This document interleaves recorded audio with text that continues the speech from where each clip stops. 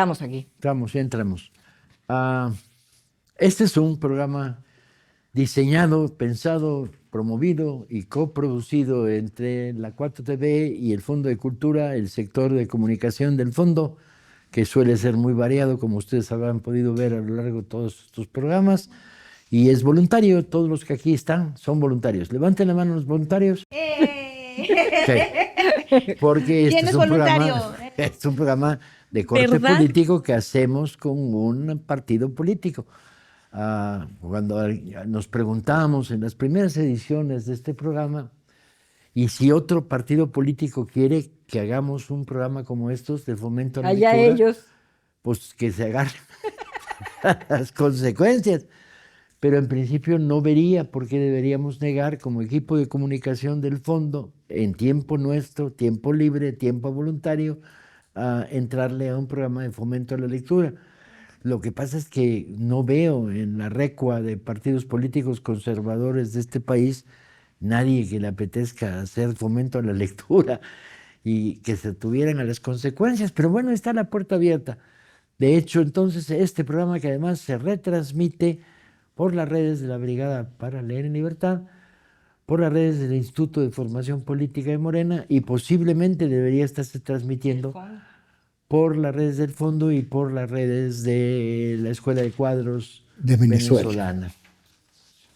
Y sin más, bajo la idea de que el que no lee no es de izquierda, o el que lee pura pinche basura tampoco es de izquierda, o el que lee pura mierda no es de izquierda, o el que lee nada más los anuncios de Comercial Mexicana no es de izquierda.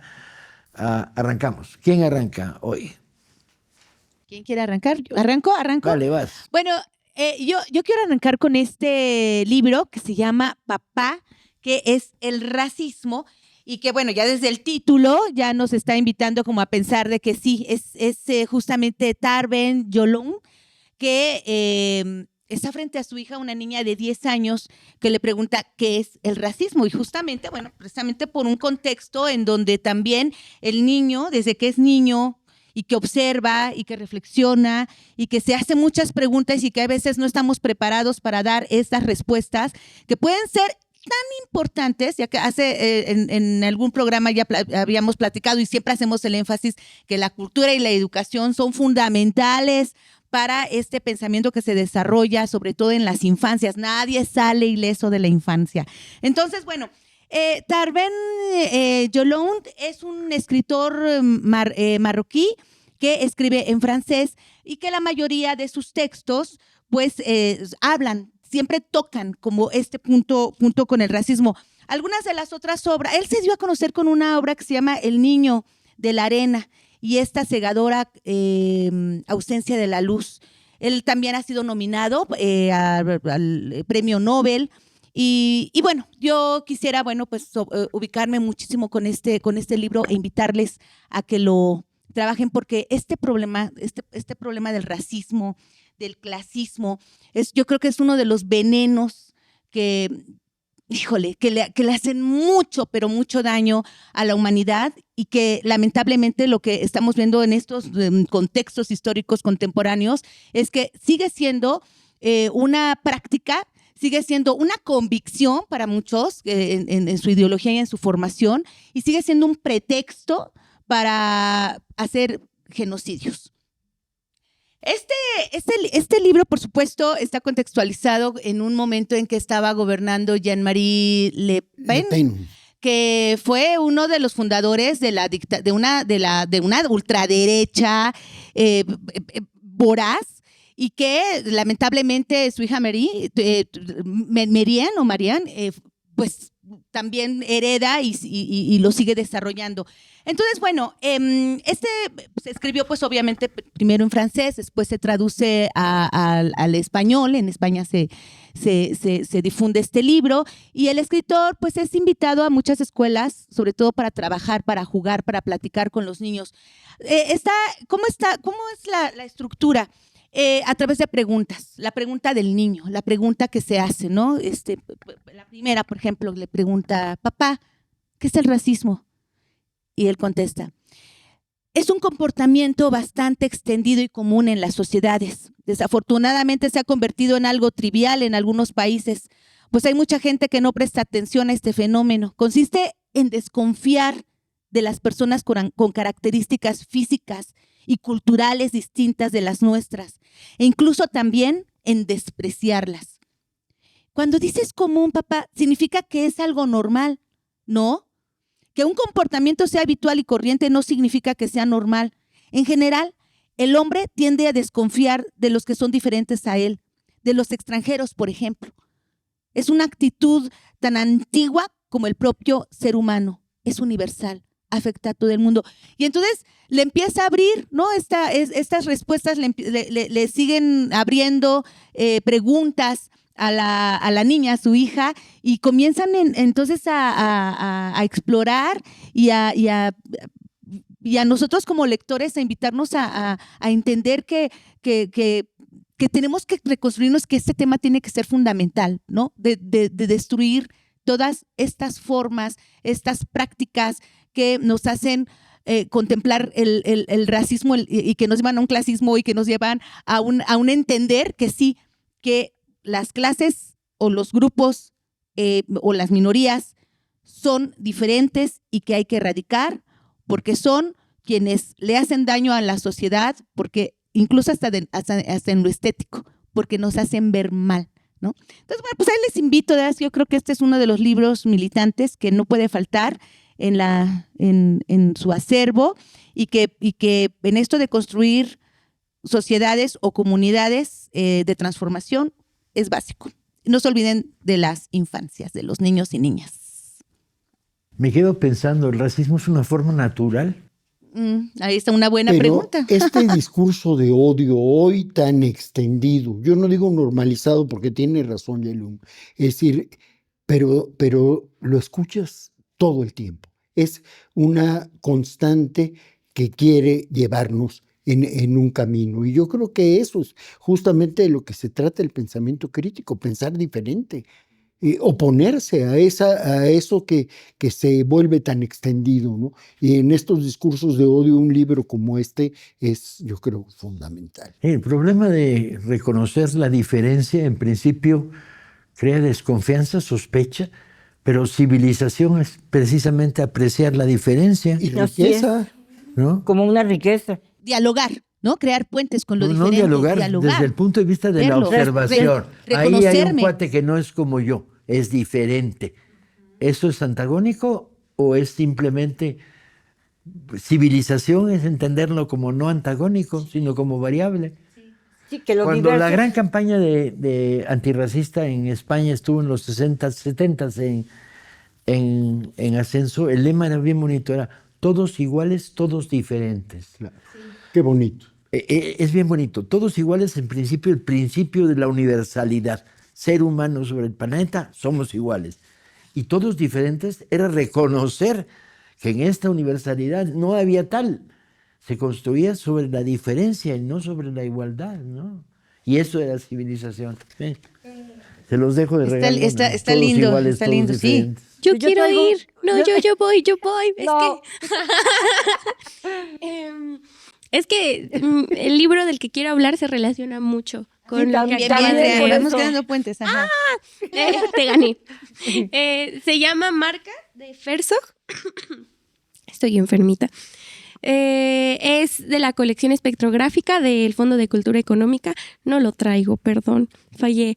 Pero es un libro infantil, es una novela gráfica para niños que me dejó así sorprendidísima y muy emocionada, muy entusiasmada con la diferencia y con notar las diferencias y notar las marcas.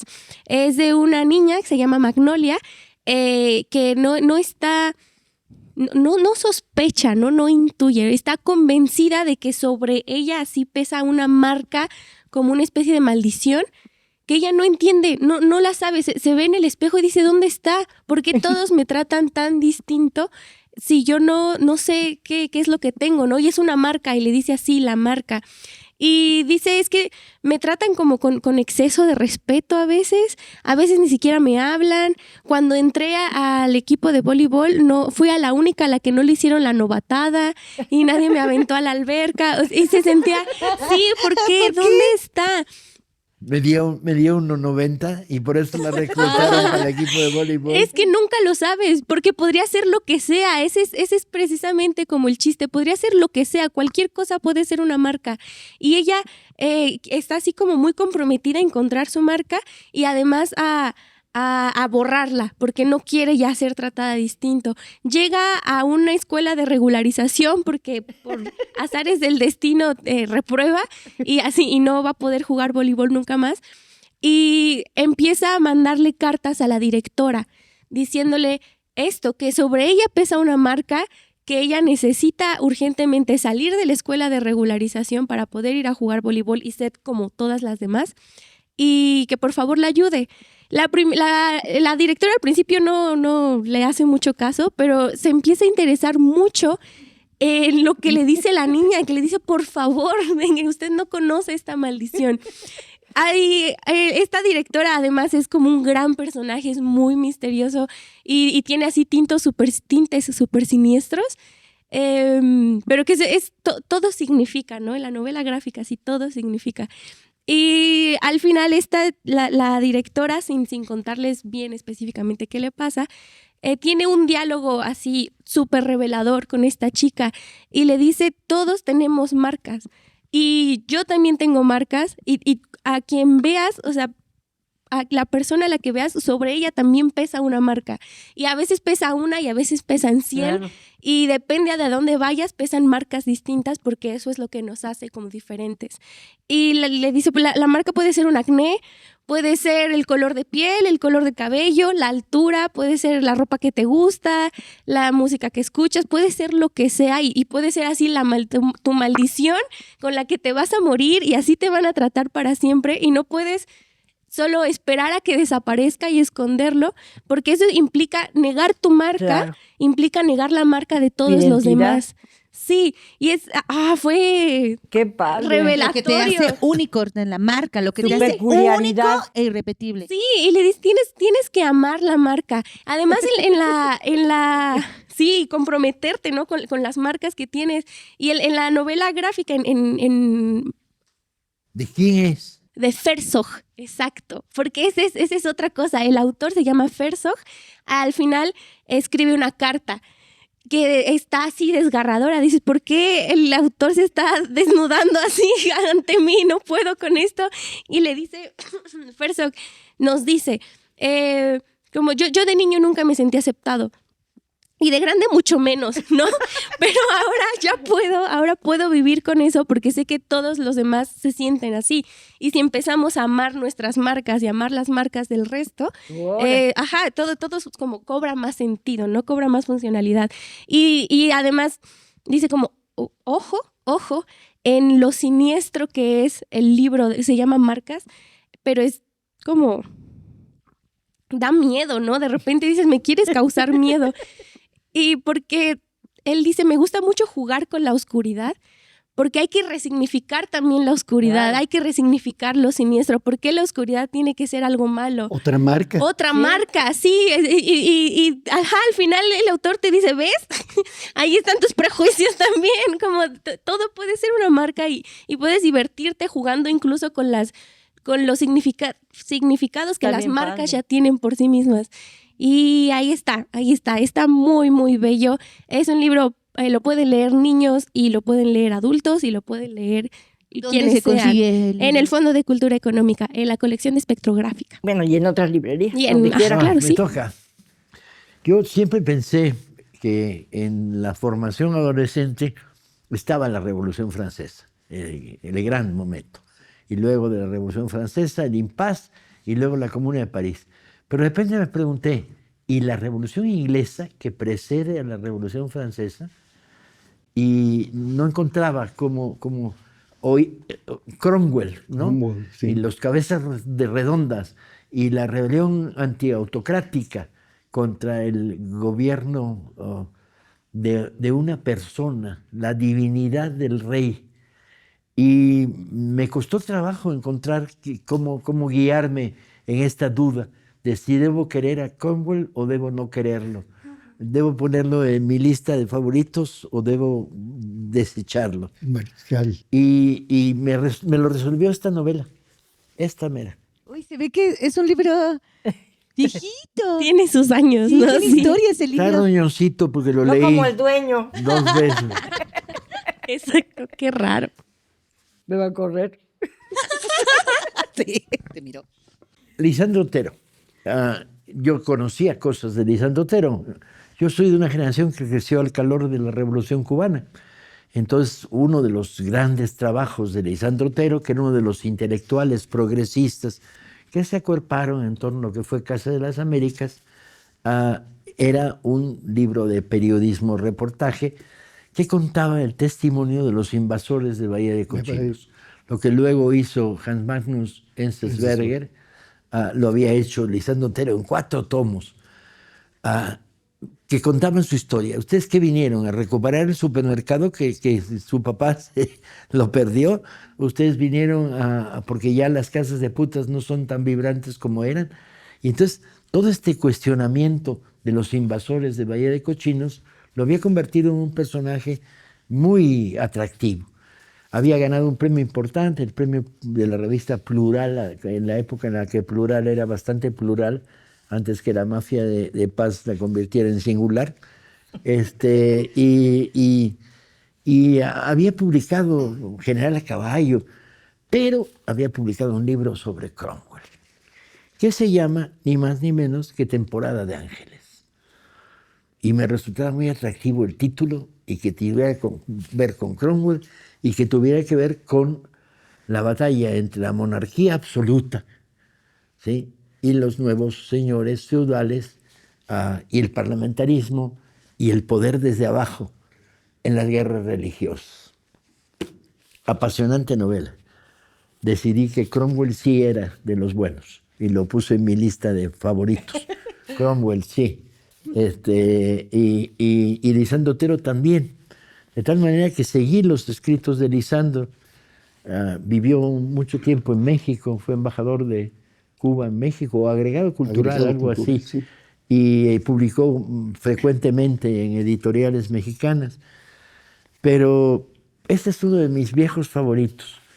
Debes incorporar a tu catálogo de sabiduría política, de curiosidades, ¿no?, la Revolución Inglesa. Sí. Y yo diría que sí. Y Cromwell, y yo diría que sí. Y los cabezas redondas, de repente muy impresionante, un poder que surge desde abajo, antiautoritario, virulentamente autoritario, que va a producir un primer nivel de ruptura con la monarquía absoluta, un nivel de alianza con los digamos, no la oligarquía, los mandos de la nobleza menor que se rebelan buscando una estructura parlamentaria, y el movimiento que viene desde abajo de la revolución cromwelliana. ¿Y cómo termina? Hiper recomendado. Ay, sí, pero Temporada ¿dónde de se Ángeles, Lisandro consigue? Otero. Sí, pues porque ese libro se ve que... Y no lo voy a En prestar. casa de no Paco. lo presto. ¿Cuándo lo prestas o cuál es el trámite? Lágrimas. Lágrimas de Bosque. Es un libro de Nathalie Bernard que publicó el Fondo de Cultura Económica en una colección que se llama A través del espejo. Es una colección juvenil del Fondo de Cultura Económica. Es una historia que uno pensaría que ocurriera en la Edad Media o por allá, pero es una historia que ocurre a mediados del siglo XX y posterior. Y es viene desde tiempo atrás, obviamente, pero todavía a mediados del siglo XX esto continuaba en Canadá, ese país tan civilizado, donde crearon unos internados de gente muy buena, que quería civilizar a los niños y niñas de pueblos originarios. Entonces se los quitaban a sus familias, los metían a este internado para volverlos buenos cristianos, para que aprendieran a hablar la lengua de la civilización y no su lengua patito.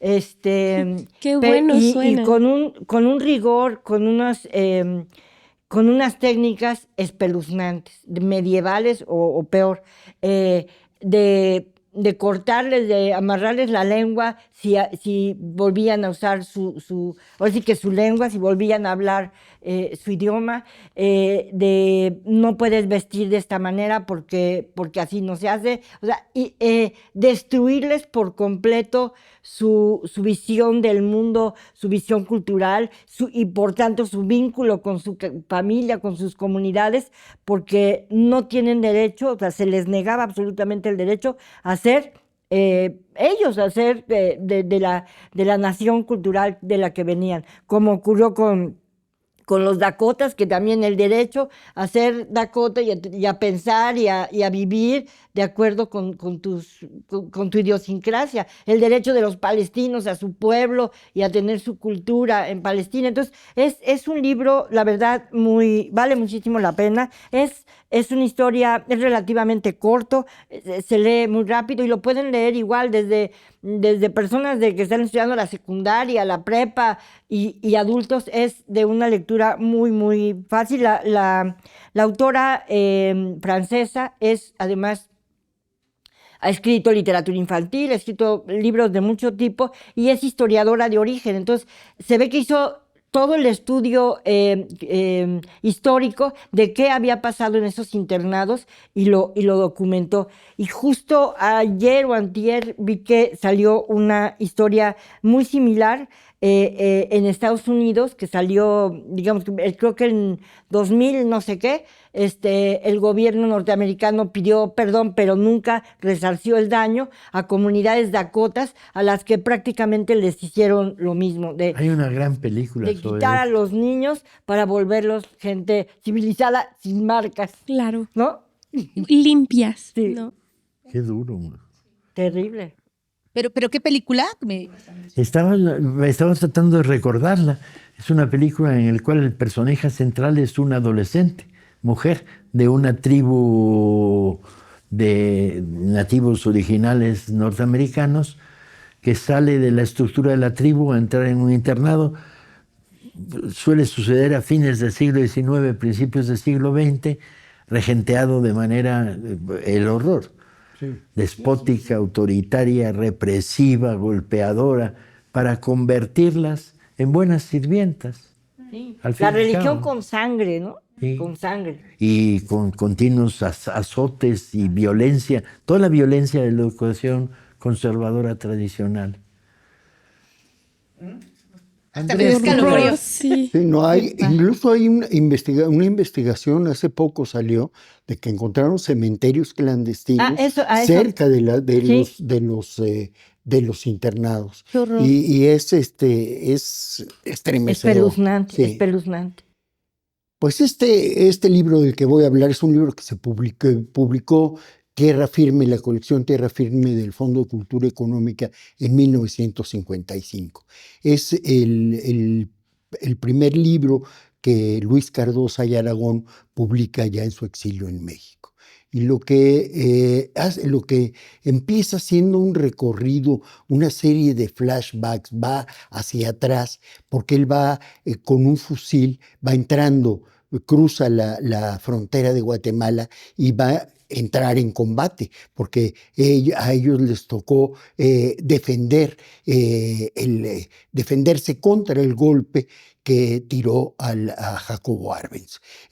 Luis Cardosa y Aragón fue el secretario de Relaciones Exteriores de Arbenz y es un hombre de una cultura absolutamente deslumbrante, pero también es un hombre que en este libro, Guatemala, las líneas de su mano, recurre a la tradición, va hacia atrás, va a Santo Tomás Chichiquestenango, la tierra del Popol Vuh, nos cuenta su comida, nos cuenta sus tradiciones, nos cuenta sus costumbres, nos cuenta sus contradicciones, las enormes contradicciones entre los pueblos indígenas de Guatemala y cómo se va tejiendo esta estructura y cómo la posibilidad de alguien como Arbenz, que pudo ver estas diferencias y estas contradicciones para construir una democracia que desde luego entró profundamente en contradicción con las bananeras estadounidenses que organizaron un golpe de Estado, uno de los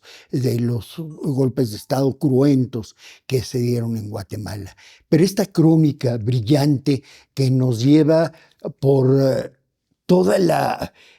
Nos habla, por ejemplo, de la poesía de Landívar, nos habla de Bernal Díaz del Castillo, nos habla de los monumentos, de las iglesias, de los pueblos indígenas conviviendo en ese entramado y decir, es posible. Es decir, esto que hicimos es posible. Es posible reivindicarnos como una nación pluricultural y al mismo tiempo tener una visión de futuro y una visión que nos saque del atraso y no solo del atraso, también de la enorme crueldad de la desigualdad con la que se trataba y se sigue tratando a muchos de los indígenas en Guatemala. De hecho, el general Romeo Lucas García señaló a Luis Cardosa y Aragón y dijo que él era uno de los principales dirigentes de la subversión, que en ese momento, dicho por Lucas García, era prácticamente una condena. Sentencia de muerte. Era una condena de muerte. Entonces acuérdense todos estos grupos de asesinos, de sicarios que organizó la dictadura militar. Y este libro nos lleva, es un canto de amor a su tierra, es un canto de esperanza hacia su tierra, es un canto de enorme poesía contenida. Luis Cardosa de Aragón es un gran poeta, también además de un gran narrador, y eso se nota en cada una de las líneas de este libro. Y más que recomendable en un momento en el que Guatemala está volviendo a tomar las riendas de su destino con un gobierno democrático, en donde estamos entramados en una relación que ya no es esta relación contradictoria que se daba en el Suchiate, que empieza a tener una hermandad latinoamericana como la que ha construido la presidenta en América Latina, o trata de hacerlo, porque desde luego pues hay muchos Romeos Lucas García hoy pululando por nuestro continente y contra eso solamente la lectura, libros como Guatemala, las líneas de su mano son un elemento, son una herramienta para combatir ese atraso, esa idea de rechazo, de discriminación tremenda que a veces nos resulta increíble, que es una marca, ¿no? que es el racismo extendido, que son los internados, que es la monarquía que combate a Cromwell, que es los indígenas que se organizan para llevar al gobierno a un presidente democrático que es derrocado por la CIA en uno de sus golpes de Estado paradigmáticos, donde por cierto estuvo el Che Guevara participando ahí, bueno, viéndolo, y fue una de las grandes lecciones de vida que tuvo. Luis Cardosa y Aragón, Guatemala, las líneas de su mano. Yo no lo había leído, ya me ganaste. Va para mi pila la pila que crece. Y que luego llega un libro y rompe la pila. En tu vida entran así, en mi vida llegan por arriba. No, el que llega de repente y dices, chin. Ni modo. Ni El modo. primero. El que no tenga pila de libros está condenado ¿A qué? Al A aburrimiento. A ser feliz porque no tiene que... No tiene pendiente. Al No tiene aburrimiento. Tengo muchos, pero yo soy feliz con mis pendientes. No, O sea, sí. son como proyectos. Es como esperanza, Sí, siempre ahí como va a haber esperanza, algo. sí. Pero además Tú eres están muy ahí. joven y tú eres relativamente joven, pero si calculo lo que me falta por leer, que Sí. tengo ganas, no lo que no tengo ganas, lo que tengo muchas ganas de leer, necesitaba vivir 114 años. Desde ahora un Sí, pacto. caray, Todos los que nos sí. están viendo por este canal, ¿quién empuja mi silla de ruedas a partir de los 100 años? Levanten la mano voluntario. Bueno. Andrés, Levanta su propia vas a mano. andar en silla de ruedas tú también. No, también las de Pero Andrés. lo que pasa es que van a ser sillas de ruedas motorizadas. Claro. Entonces, vamos a ir- Inteligente. Bien, esto fue Libros Militantes. Hasta pronto.